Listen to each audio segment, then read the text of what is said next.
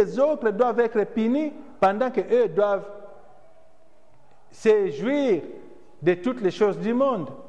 Vous voyez?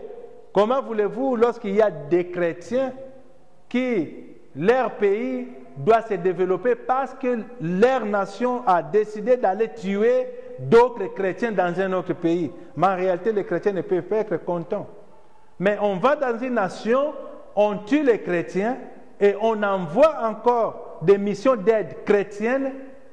On vous donne des fonds et des fonds pour des grands projets pour aller restituer des choses dans cet endroit. Mais alors qu'on devait d'abord être contre l'action qui avait été menée pour tuer vos propres frères, pour tuer les mêmes frères. Vous verrez que ce sont les mêmes organismes qui viennent, qui disent que ce sont des organismes chrétiens. Ils prennent l'argent d'un gouvernement qui est en train de tuer d'autres chrétiens sur une terre étrangère. Alors, là, nous comprenons qu'il y a des choses qui se font. Il y a des gens qui travaillent dans Christian Aid, dans certaines choses, dans certains services d'aide. Mais ces services d'aide est financé par des gouvernements purement sanguinaires. Voyez? Un gouvernement sanguinaire qui décide d'aller tuer d'autres chrétiens, mais il y a un autre mouvement chrétien qui prend des fonds pour aller maintenant rétablir des choses là-bas. Mais alors qu'ils ne pouvaient pas parler à leur gouvernement de stopper de ne pas tuer leurs frères qui étaient de l'autre côté. Si nous tous, nous croyons que Jésus-Christ est notre Seigneur, si nous tous, nous prions Jésus-Christ, je crois que les chrétiens du monde, nous devons nous défendre entre nous. Mais lorsqu'il y a maintenant les chrétiens des gens qui disent qu'ils sont nés de nouveau de ce côté et les gens qui disent qu'ils sont nés de nouveau de ce côté ne s'entendent pas parce que ceux de ce côté-là trouvent qu'ils sont supérieurs, les autres doivent être inférieurs et ils trouvent qu'ils ne peuvent pas aider ceux-là. Là, en tout cas, c'est vraiment le question mark et on dit que beaucoup servent le Dieu Baal et ne servent pas le Dieu vivant. C'est pourquoi la période où nous sommes, nous devons plutôt bâtir l'œuvre de Dieu. Nous devons plutôt édifier l'œuvre de Dieu. Nous devons plutôt faire ce qui plaît à notre Dieu que ce qui ne plaît pas à notre Dieu. Nous devons faire un travail de reconstruction. Voyez? Faire un travail de reconstruction. Parce que pendant que le monde est dans la misère, pendant que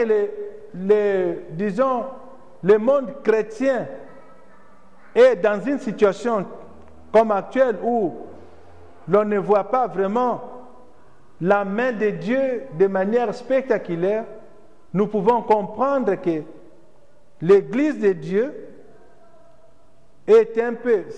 L'Église de Dieu, entre guillemets, parce qu'il y a une Église invisible qui existe, qui est sans tache ni rien de semblable, mais l'Église chrétienne, entre guillemets, a vraiment pris beaucoup de déviations.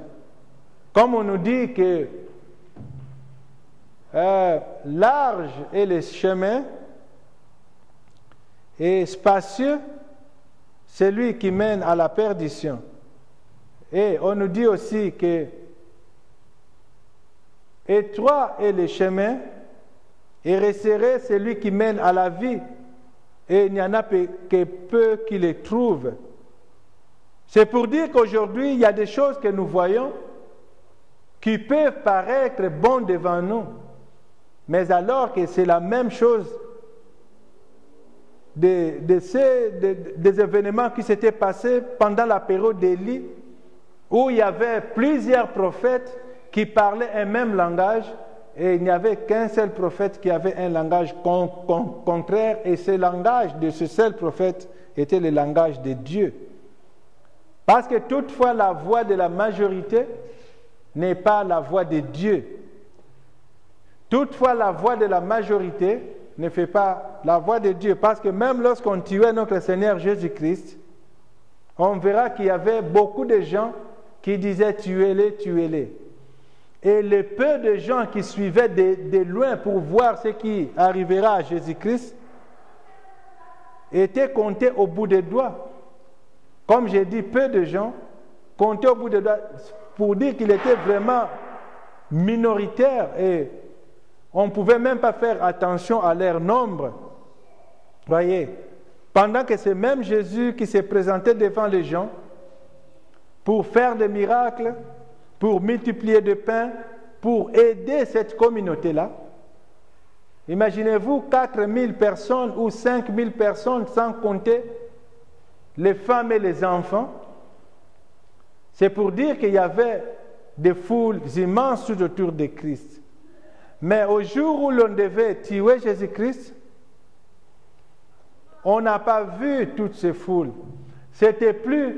Toutes ces foules n'étaient plus du nombre de ceux-là qui pouvaient dire « laissez-le, c'est quelqu'un qui a beaucoup travaillé au milieu de nous, ça c'est la voie du bien, ça c'est le Messie, ça c'est notre Seigneur, ça c'est le Sauveur du monde ». Il n'y avait plus personne de gens pour dire ça.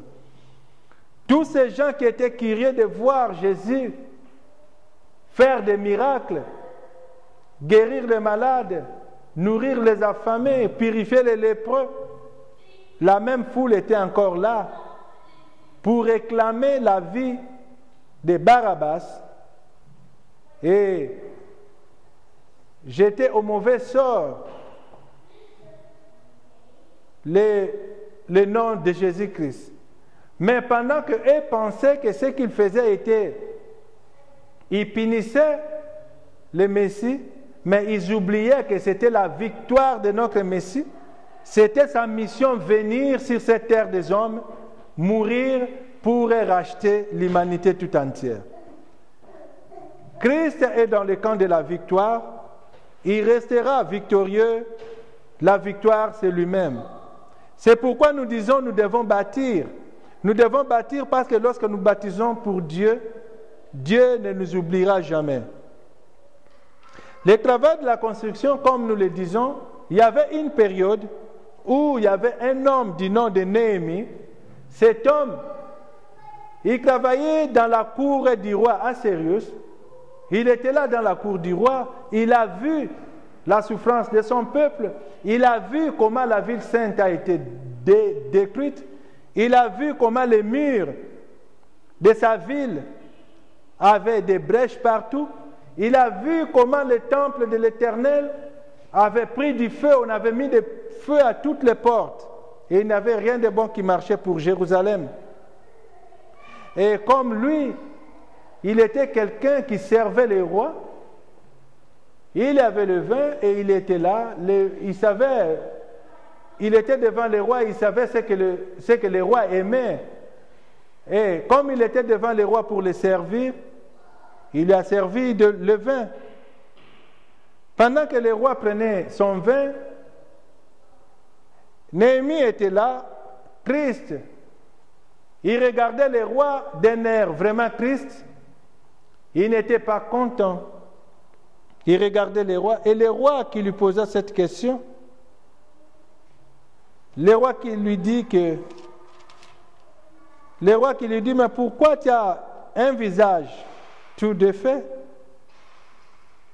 et pourtant tu devais être content.